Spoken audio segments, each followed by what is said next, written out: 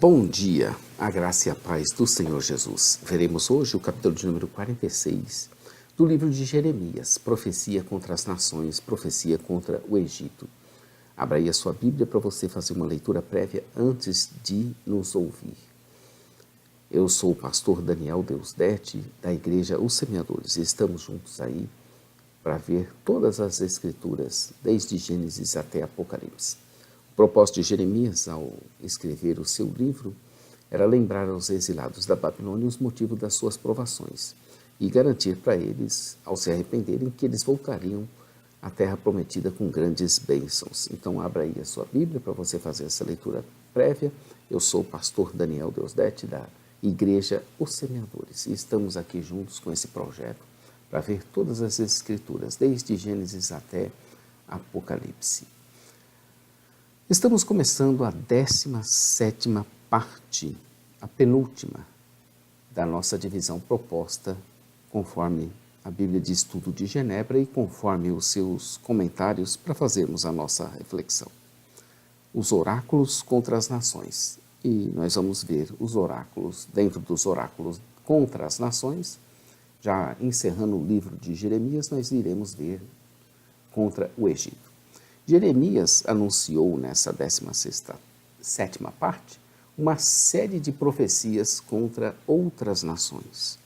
Muitas já haviam se cumprido, mostrando que as outras predições também iriam se cumprir. Essa seção do livro de Jeremias, do capítulo 46, verso 1, até o capítulo 51, verso 64, é constituída de uma série de mensagens de julgamento contra as nações vizinhas. Há 9 divisões: contra o Egito, contra a Filístia, contra Moabe, contra Amon, contra Edom, contra Damasco, contra as tribos árabes, contra Elão e contra Babilônia. Então vejamos as profecias contra o Egito, que é o capítulo 46 inteiro. Nesse capítulo, veremos as predições de Jeremias. O capítulo 46 tem 28 versículos. Veremos então as predições de Jeremias do julgamento contra o Egito que se cumpririam pelas mãos dos babilônios antes da redação desse livro. O primeiro verso, falando das palavras que vieram a Jeremias sobre as nações, e elas começam do Egito. Foi na cidade de Carquemes que uma das batalhas decisivas da antiguidade foi travada. Nela, a Babilônia derrotou o Egito, acabando, isso em 605 a.C., acabando com a reivindicação de posse dos egípcios sobre Canaã e sobre a Síria. Isso se deu no 4º ano de Jeoaquim. A supremacia da Babilônia sobre o Egito foi crucial para Judá em seus últimos anos. No verso 3, o profeta escarnece dos egípcios ao dizer a eles que preparassem o escudo e se vestissem de couraças. Essas injunções dirigidas ao Egito escarneciam das suas pretensões militares. Ele continua no verso 4 a falar para eles se prepararem e se aparelharem para a guerra, mas o profeta os via espantados e de costas voltadas, estando seus heróis abatidos, fugindo, correndo velozmente, sem olharem para trás, cheios de terrores por todos os lados. No entanto, eles não poderiam fugir e junto à borda do rio Eufrates, ou seja, em Carquemes, eles tropeçavam e caíam. Alguém vinha subindo contra o Nilo, como o Nilo, e chamava a atenção, pois era semelhante às águas do Nilo e parecia que ia dominar toda a terra. O Egito achava que poderia cobrir a terra, destruir a cidade e os que nele habitavam. Até os etíopes e os de Pute, que manejavam bem o escudo, e os de Lude, que eram hábeis com o arco, se juntaram ao Egito. A presença de mercenários desses locais na Grécia e na África, indicava o poder vasto do Egito. A verdade era que aquele dia era diferente, pois era o dia do Senhor Deus dos Exércitos, o dia da sua vingança, de sacrifício e espada, e já sentia a embriagada do cheiro de sangue que ali se iria se derramar. O profeta continua a sua zombaria e escárnio falando a Gileade, verso 11, para tomar o bálsamo que debalde servirá por causa de suas muitas feridas incuráveis. Era essa chamada aqui de Virgem, filha do Egito, uma imagem de vulnerabilidade e inocência que também podia ser empregada com ironia. Seria ali, na terra do norte, junto ao rio Eufrates, que o Senhor dos Exércitos haveria de ter um grande sacrifício. Era essa palavra que estava vindo a Jeremias para anunciá-la no Egito, que traria essa espada e morte e destruição. Seria Nabucodonosor quem iria trazer isso, rei da Babilônia, que estava prestes a ferir o Egito. Então seria Nabucodonosor que iria trazer essa grande assolação ao Egito. Jeremias deveria anunciar essa palavra no Egito, e ali no Egito ele se encontrava, pois tinha sido raptado por Joanã, filho de Careá, que achava que estaria indo para o Egito para se proteger da Babilônia. E assim ele pensava que estaria escapando do juízo terrível de Deus. Ele deveria anunciar isso no Egito, proclamar em Migdol, proclamar também em Mênfis e em Tapanes, dizer: apresenta-te e prepara-te, porque a espada devorará o que está em redor de ti. Verso 14. Diante disso, todos os estavam alarmados e os seus valentes derribados, porque o Senhor os abateu, e já poderiam visualizar a derrota que lhes seguiria. Não adiantaria lutar, o tempo já havia passado. A palavra da vida, ou a palavra da vinda dele para juízo era tão forte que o Senhor a jurou por si mesmo que viria. Ele, Deus, se identificou aqui como rei. Para referências a Deus como rei, há outras passagens muito interessantes, como o capítulo 8, verso 19, também Deuteronômio 33, verso 5 e outros versículos bíblicos. Nos oráculos contra as nações, a verdadeira realeza é contrastada com pretensões fúteis de reis terrenos. Em seu juramento, ele diz: certamente viria, assim como o Tabor estava entre os montes, e como o Carmelo estava junto ao mar, assim ele viria.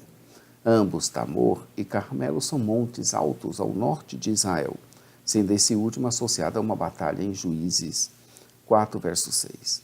Novamente a ameaça de cativeiro e de fogo, como tinha sido feito e cumprido em Jerusalém. Eles deveriam se preparar, pois o destruidor viria e poria o fogo à sua cidade de Mênfis e levaria todos os cativos para a Babilônia.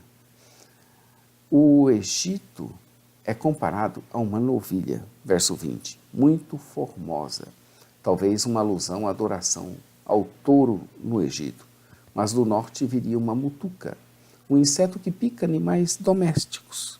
Aqui a mutuca ou tavão referia-se a Nabucodonosor, que importunaria o Egito. Até os seus mercenários iriam fugir e virarem as costas, porque também sobre eles viria o dia das suas ruínas e o tempo da punição de Deus. Verso 21. O povo do norte iria humilhá-los e ainda que fossem considerados impenetráveis, eles não iriam resistir. Amon de Tebas seria castigado. Faraó e o Egito, juntamente com todos os seus deuses, reis e os que nele confiavam igualmente. Amon era o deus principal do Egito. No, ou Tebas, ficava ao sul, sugerindo a infiltração profunda dos babilônios no território egípcio, impossibilitando qualquer defesa, qualquer reação ou qualquer fuga. O capítulo 46 começa dizendo que a palavra do Senhor que veio a Jeremias, o profeta, acerca das nações. E o capítulo 46, ele tem 28 versículos. E diz no verso 28, tu não temas, servo meu Jacó, diz o Senhor, porque estou contigo, pois destruirei totalmente todas as nações, para onde te arrojarei. Mas a ti não te destruirei de todo, mas castigar-te-ei com justiça, e de modo algum te deixarei impune. Apesar de serem totalmente destruídos, Deus ainda garantia que voltariam a ser habitados como nos dias antigos.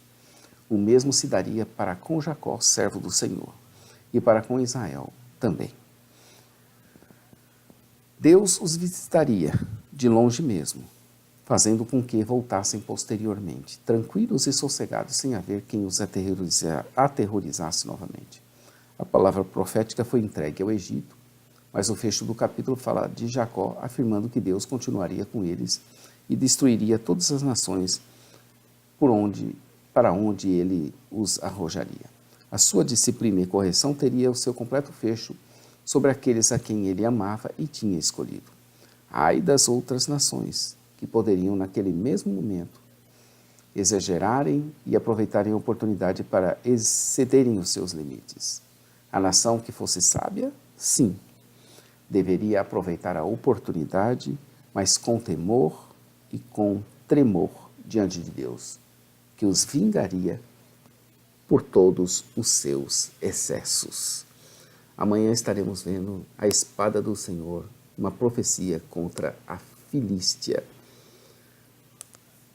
Inscreva-se no nosso canal, conheça nosso blog e site jamaisdesista.com.br, onde a parte escrita você encontra dessa narrativa toda.